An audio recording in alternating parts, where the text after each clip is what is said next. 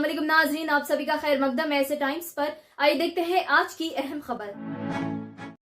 यायमाइम leader Majid Hussain वापस आए पुराने शहर हैदराबाद और पुलिस के जुल्म के खिलाफ माजिद हुसैन ने आवाज उठाई।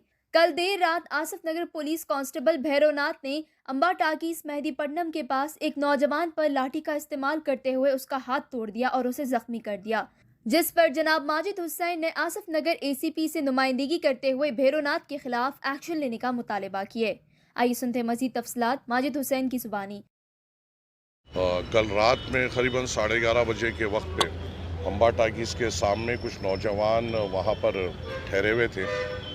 तो वहाँ पे जो लोकल पीएस लगता है आसिफ नगर पे पीएस, वहाँ का एक कांस्टेबल है भैरवनाथ बोल के, वो वहाँ पर आया और इन लोगों ये बच्चों को वहाँ से हटने के लिए कहा। और जब ये बच्चे हट रहे थे तो उसने सख्ती वहाँ पे इस्तेमाल की और ये वो बच्चों से गाली गलौज करना शुरू की। और जो बच्चों ने ये कहा कि आपके बोलने पे जब हम जा रहे हैं तो आप गाली क्यों दे रहे हैं। तो उस जाहिल ने उस बच्चों पे हमला किया, लाठी से उनको मारा, जिसमें एक बच्चा जो राशिद है उसके सीधे हाथ की हड्डी टूट गई और लाठी से हाथों से मारते हुए उसे इंजर्ड किया गया। रात में उनके घर वालों ने उन्हें उस्मानिया हॉस्पिटल को लेके गया और वहाँ पे ये बताया गया कि उस हड्डी को सीधी करने के लिए उनको ऑपरेशन करना भी पड़ेगा और बड़ी सीवियर इंजरी है। वही मसले को लेकर आज सदर मजलिस के हुक्म पर हम लोग और जाफर हुसैन मिराज साहब को बताते हुए हम लोग यहाँ पर आए और एसीपी आसिफ नगर से हमने इसकी नुमाइंदगी की और हमने ये कहा कि जो कंसर्न कांस्टेबल है उसके ऊपर सख्त से सख्त एक्शन लेना होगा और उसे इमीडिएट तौर पे हटाना होगा, क्योंकि ये वाक़या उसका पहला वाक़या नहीं है। लॉकडाउन में भी एक कपल के ऊपर उसने ऐसी जुल्म किया था और एक आदमी पे उसने हाथ उठाया था जो राशन लेने बाहर निकले थे।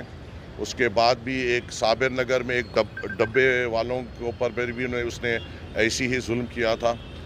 ये रिश्वतखोर थोड़े लोग महकमे में आ गए हैं जो लोगों पर जुल्म कर अपना घर चलाने की कोशिश करते हैं। ऐसे लोगों को हम बर्दाश्त नहीं करेंगे। और जब यहाँ फ्रेंडली पुलिस की बात होती है, जब पूरा महकमा इस पॉलिसी पे चल रहा है तो कुछ लोग इसके ऊपर धब्बा नहीं लगा सकते हैं। और जो लोग ऐसे लोग जो इस पर धब्बा लगा रहे हैं उनको महकमे में नहीं रहना चाहिए।